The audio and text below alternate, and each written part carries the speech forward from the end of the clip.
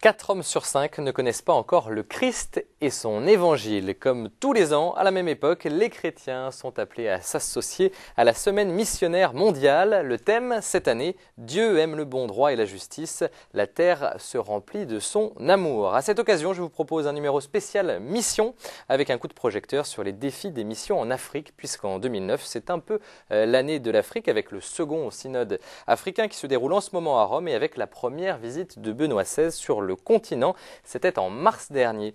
Décryptage avec Pierre Diarra. Bonjour et merci d'être avec nous. Vous êtes le rédacteur en chef de Mission de l'Église, la revue des OPM. Les OPM, rappelez-nous ce que c'est en quelques mots. Alors les OPM, la traduction c'est œuvre pontificale missionnaire et c'est l'organe international qui a ses fondateurs. Sur 4 fondateurs, il y a 3 qui sont français, Pauline-Marie Jaricot, les Dames Bigard, et puis Forbin Janson, et le 4e, il est italien, et donc c'est un organe de l'Église justement pour soutenir la mission dans le monde entier, et tous les chrétiens du monde sont invités à s'y associer, à participer pour acquérir suffisamment de fonds pour soutenir les missionnaires. Mission de l'Église, c'est la revue des OPM. Vous pouvez nous la présenter aussi en quelques mots? Oui, alors la revue Mission de l'Église, c'est une revue qui fait écho de tout ce qui se fait de beau dans le monde sur la mission, une revue francophone avec ses hors-séries pour pousser un peu la réflexion, pour savoir qu'est-ce que c'est que la mission aujourd'hui, quels sont les défis missionnaires dans le monde, dans tous les continents. Il y a un hors-série qui m'a marqué et je voulais qu'on en parle avec ce titre « On nous croyait chrétiens », hors-série de cette année. On nous croyait chrétiens. Pourquoi ce titre et finalement est-ce qu'il n'est pas un peu en lien avec le thème du synode sur la réconciliation, la justice et la paix? Si, il est en lien. En fait, le titre a été un peu choisi en lien avec ce que nous avions projeté, c'est-à-dire les gens nous regardent vivre en tant que chrétiens et ils peuvent être déçus et ils peuvent dire on les croyait chrétiens et pourtant quand on regarde leur comportement, on a l'impression qu'ils ne sont pas chrétiens parce qu'ils ont leur idée du chrétien. J'ai envie de dire, ils peuvent croire que les chrétiens ils ne font pas de bêtises et ils se rendent compte que nous sommes humains et donc ils peuvent s'étonner. Et donc c'était une manière de dire il faut une certaine cohérence entre la foi que nous professons, que nous célébrons et ce que nous essayons de vivre au quotidien. Donc, c'est cette phrase-là qui nous avait un peu mis d'accord. On nous croyait chrétiens. Certains avaient dit, on les croyait chrétiens, mais finalement, on a pris, on nous croyait chrétiens. Cette année, la semaine missionnaire mondiale tombe pendant le synode africain. Ça, c'est pas un hasard anodin, j'ai envie de dire. Non, mais en fait, quand nous avons voulu choisir le thème, chaque année nous choisissons donc un thème pour la semaine missionnaire en France, nous nous sommes dit, nous ne pouvons pas oublier qu'à la même époque, il y aura le synode, le 2e synode sur l'Afrique, et donc nous avons pris un thème qui allait dans ce sens. Le thème du synode, vous le connaissez, l'Église en Afrique au service de la réconciliation, de la justice et de la paix. Et donc nous avons trouvé une phrase qui est d'ailleurs le psaume du jour, du dimanche de la mission. Dieu aime le bon droit et la justice, la terre est remplie de son amour. Et donc nous nous sommes dit, ce sera un clin d'œil pour ceux qui ne sauraient pas, en vivant la semaine missionnaire, qu'il y a un synode important qui a lieu à Rome. On va passer, Pierre Diarra, au premier reportage de cette émission. Historiquement, l'Afrique est une terre de mission pour les prêtres et religieux français, aujourd'hui encore, même si, évidemment, on est bien loin de l'image d'Épinal du missionnaire barbu en casque colonial du 19e siècle. Justement, quel est le profil du missionnaire d'aujourd'hui, le missionnaire français d'aujourd'hui en Afrique? Portrait avec Sophie Lenné. Être missionnaire, c'est être, moi je dirais, en résumé, être ouvert au monde. En 2008, 2180 missionnaires français sont installés en Afrique. Ces derniers travaillent avec les Africains et leurs églises afin de répondre aux défis humains et spirituels du continent. Leur mission première, apporter la bonne nouvelle à des personnes étrangères à l'église. Se trouvant souvent dans des régions où le christianisme est peu vécu, ces missionnaires vivent en petites communautés auprès des églises locales. Leur premier objectif, comprendre la culture africaine. Les missionnaires, en arrivant, prennent au moins un mois d'initiation à la tradition et à la langue et à la culture de notre milieu. Et c'est après cela qu'on les lance ou que l'évêque les lance dans la mission qu'il a prévue pour eux. Annoncer l'évangile peut s'avérer parfois dangereux, surtout en milieu musulman. La présence des missionnaires n'est pas toujours comprise. Cela a été notamment le cas en Algérie lorsque le pays a été secoué par de nombreux attentats terroristes dans les années 90. Je pense que au moment des moments difficiles, là, il y en a certains qui soupçonnent les chrétiens, au fond, de faire du prosélytisme derrière, sous des façades de personnes qui dialoguent, etc. Donc, c'est pas forcément compris, notre présence. Mais leur rôle ne consiste pas seulement à prêcher l'amour fraternel. Les missionnaires sont aussi très investis sur le terrain social. Lutter contre la pauvreté et l'injustice est aussi l'un de leurs grands défis. Pour répondre aux besoins des populations et mener à bien des projets pastoraux, les missionnaires travaillent en étroite collaboration avec l'Église locale. La relation missionnaire-clergé autochtone doit être absolument privilégiée pour pouvoir être aussi signe d'unité. Jouant un rôle déterminant sur le terrain, les missionnaires seront très attentifs aux conclusions du synode pour l'Afrique. Pierre Diarra, qu'est-ce que vous voudriez ajouter à ce portrait du missionnaire français d'aujourd'hui ?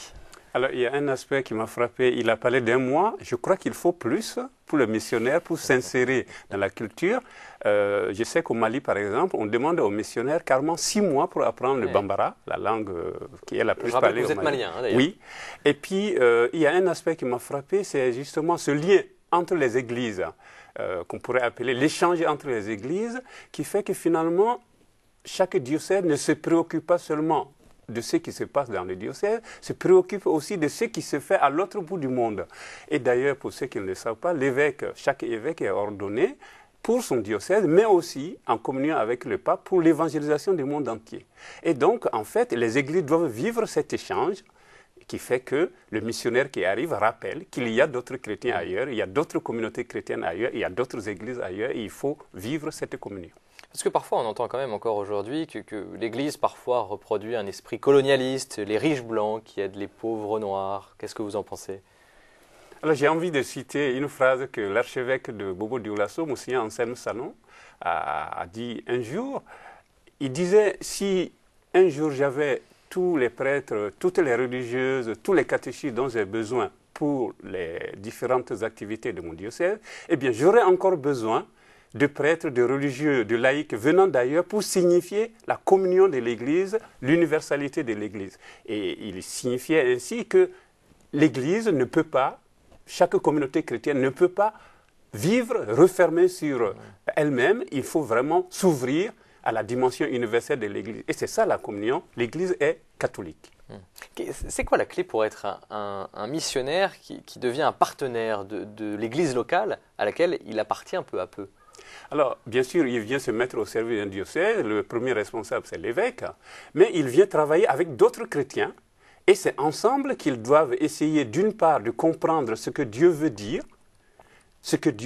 à toute l'humanité et bien sûr à la portion des chrétiens qui se trouvent dans le diocèse. Donc, ensemble, découvrir la parole de Dieu, ensemble, découvrir Dieu.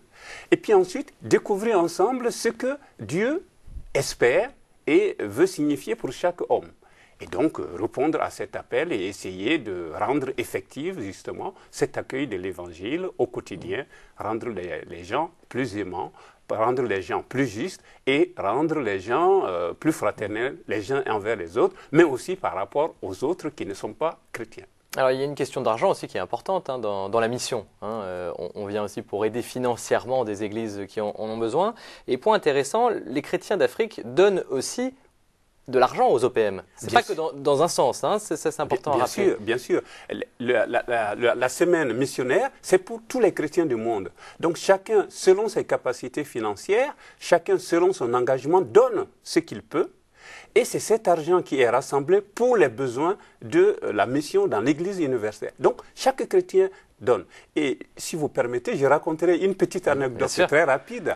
L'actuel archevêque de Bamako, quand il était responsable des OPM, avait envoyé une lettre à toutes les communautés chrétiennes du Mali en leur disant, voilà, je vais me retrouver à Rome dans quelques mois, je vais retrouver les autres directeurs nationaux des OPM, j'aimerais apporter quelque chose de consistant et je ne voudrais pas avoir honte en montrant ce que les chrétiens du Mali ont donné. Et bien sûr, les chrétiens du Mali, très fiers, ils avaient répondu à l'appel de l'évêque et ils avaient donné 3 fois plus, il me semble, et l'évêque était très fier, et je me souviens, il avait envoyé une lettre pour remercier toutes les communautés chrétiennes du Mali, pour leur dire, voilà, je serai fier en arrivant à Rome, pour rencontrer les autres directeurs des OPM des autres pays, de montrer ce que vous, chrétiens du Mali, vous avez donné pour participer à la mission universelle. Voilà une belle histoire. Ouais. Je pense. Et puis, il y a aussi des prêtres et religieux africains qui sont évidemment missionnaires dans leur propre pays. Et puis, beaucoup viennent en France également. Est-ce qu'on peut parler de missionnaires? Il y a 1300 prêtres étrangers en France, 4600 religieuses et religieux étrangers également à vivre en France. Combien d'Africains sur ce nombre? Je pense qu'il y a peut-être la moitié. La moitié, c'est ça. Peut-être la moitié, peut-être même un peu plus, je ne connais pas les chiffres exacts. Mais ce qui est signifié par là, c'est que finalement la mission, ce n'est pas dans un seul sens. Voilà. Ce n'est pas seulement les Européens qui évangélisent le reste du monde. L'expression que moi j'utilise souvent, c'est de dire la mission de partout à partout. C'est-à-dire, quel que soit le diocèse, quelle que soit la communauté chrétienne, eh bien, nous sommes invités à vivre cette dimension de l'Église. D'ailleurs, l'Église de nature, nous a rappelé le Concile Vatican II, l'Église, par nature, est missionnaire. Si elle n'est plus missionnaire, ce n'est plus l'Église de Jésus-Christ. Et donc, quelque part, chacun de nous, chaque baptisé, est invité à participer à la mission universelle, quel que soit le lieu où il se trouve. Et ceux qui optent vraiment de vivre cette mission, donc dans le cadre de l'échange entre églises, eh bien, ils sont envoyés par leur évêque pour participer à la mission dans un autre diocèse, dans un autre continent, comme le font un certain nombre d'Africains. On va rester en Afrique, on va découvrir des missionnaires qui sont des pasteurs, mais également des gestionnaires capables de mener à bien des projets de développement, parfois techniques. On regarde le témoignage de ce père blanc au Mali, extrait d'un film documentaire, Les Pères du désert. On regarde. Bon, le développement, c'est assez facile de leur apprendre à se servir d'une technique, mais bon, le grand handicap, c'est qu'une fois que les gens ont appris à se servir d'une technique, bon, il faut durer, c'est la gestion, c'est le suivi de ces projets de développement où on a lancé les gens, quoi. Donc, c'est sur ça qu'il faut faire porter beaucoup le travail, la gestion des projets, la gestion financière, la gestion matérielle. Bon, c'est là que... Pour cela que la plupart des projets tombent, parce que c'est mal géré, quoi. Et il n'est pas tous les jours facile d'être missionnaire, notamment en Afrique. J'ai sélectionné un deuxième témoignage d'un autre père blanc qui se confie avec beaucoup de sincérité. Oui, on en a souvent ras-le-bol, ouais. Notre vie n'est pas une vie facile, hein. L'engagement qu'on a pris au service de l'Afrique, de suivre Jésus, là, jusque dans ce coin reculé de la terre, là, c'est difficile. Mais moi, je n'ai jamais eu envie, je n'ai jamais senti ce ras-le-bol si fort que je veuille vraiment plaquer cette mission que je vis. Il y a des soirs difficiles, mais ces soirs-là, on peut partager avec la communauté. Bon, on arrive à discuter de nos difficultés, de nos ras-le-bol. Les gens nous perçoivent souvent comme des gens qui ont des moyens énormes, avec de l'argent, ne serait-ce qu'à cause de la couleur de la peau. Et cet équivoque-là, c'est une des choses pesantes. Voilà pour le témoignage de ce père missionnaire au Mali. Une réaction, Pierre Dira? Oui, je crois qu'ils vivent souvent dans des conditions difficiles. Et il y a une autre difficulté, je crois, et qui doit aussi leur faire de la peine.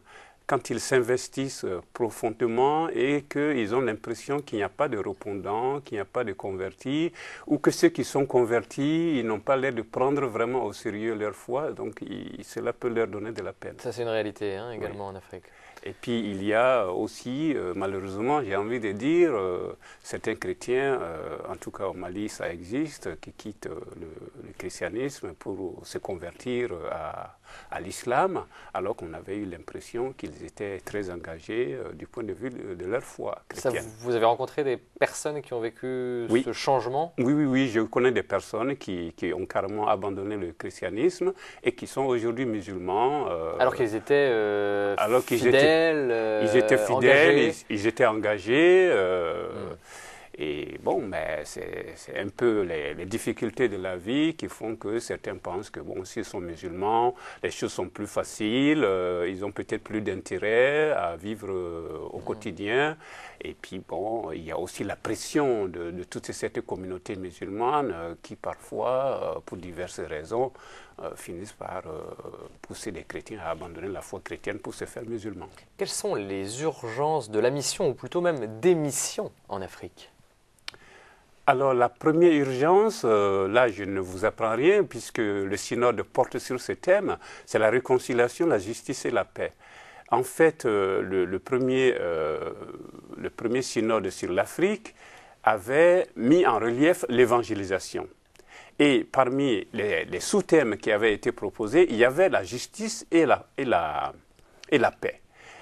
Et depuis 1994, on pourrait dire qu'il y a eu des avancées, mais il y a aussi eu des points très forts qui ont marqué les esprits, notamment ce qui s'est passé au Rwanda, pendant justement que se tenait à Rome le premier synode sur l'Afrique.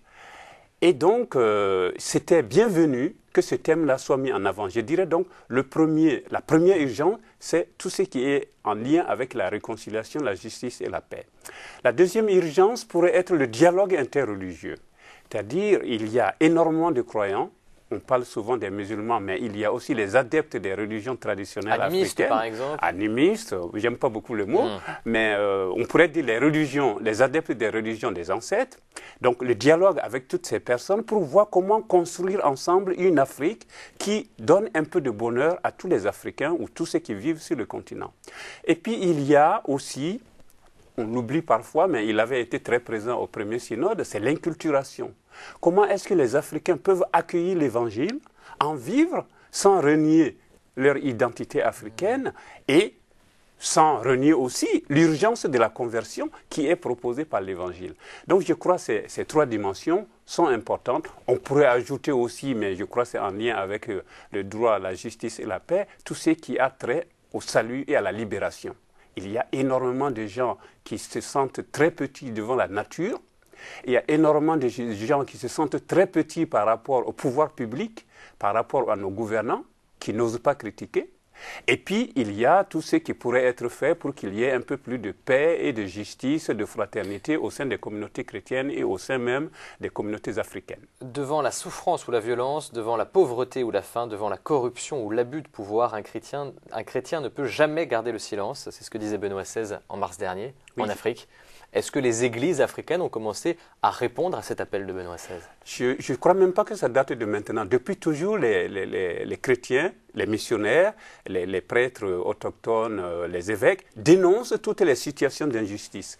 Et je connais un prêtre qui malheureusement est décédé, Jean-Marc Ella, qui a été obligé de quitter son pays, le Cameroun, parce que justement, il dénonçait des situations d'injustice et on ne voulait pas l'entendre.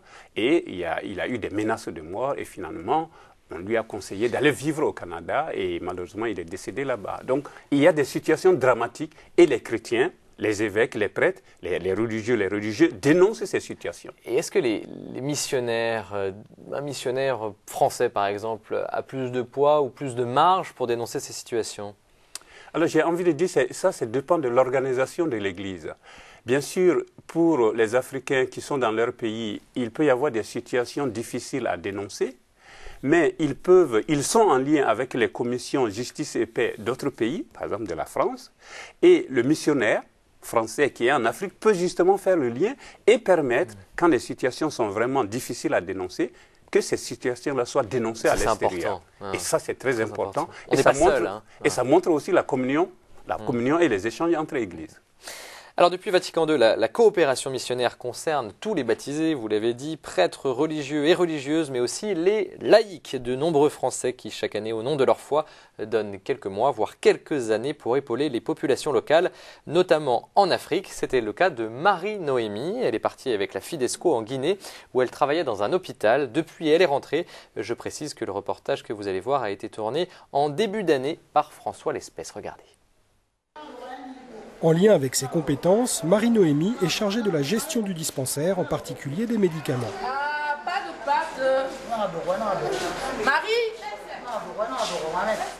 Nous la suivons dans la réserve, où elle passe une partie de ses journées. Son rôle, maîtriser les coûts. Je compte les gants, je compte les comprimés, je compte toute la journée. C'est pas facile parce que je suis quand même venue pour servir et pour rencontrer les gens et pour découvrir une culture. Et je me retrouve à faire la méchante de service qui compte les gants et qui demande des comptes de temps en temps. Ce rôle, Marie-Noémie le remplit bien volontiers, car il permet de soigner toujours plus de malades. Et aujourd'hui, il y a une bonne nouvelle. On attend des vaccins depuis 3 semaines. Ils sont enfin arrivés au centre, donc là je vais les chercher. Et c'est une grande joie parce qu'on les attendait vraiment depuis longtemps. On est en rupture sur un certain nombre de vaccins. Marie-Noémie est là depuis 3 mois. Loin de la vision un peu idéalisée qu'elle avait de la mission, elle a dû faire face au réel. Et un réel particulièrement difficile en raison du coup d'État qui a eu lieu en Guinée quelques semaines après son arrivée. À cause de cela, plusieurs coopérants ont dû être rapatriés. Les 3 jeunes femmes qui restent doivent faire face aux difficultés comme la corruption qui menace le fonctionnement du dispensaire. Exemple avec les fameux vaccins qu'elle vient juste de rapporter. Donc quand on est arrivé ici, on s'est aperçu qu'une partie du stock était périmée. Donc après un échange téléphonique un petit peu musclé, nous sommes retournés à l'autre bout de la ville pour aller chercher les vaccins. Et c'était un petit peu tendu, mais on a récupéré les vaccins et voilà, on est très contents.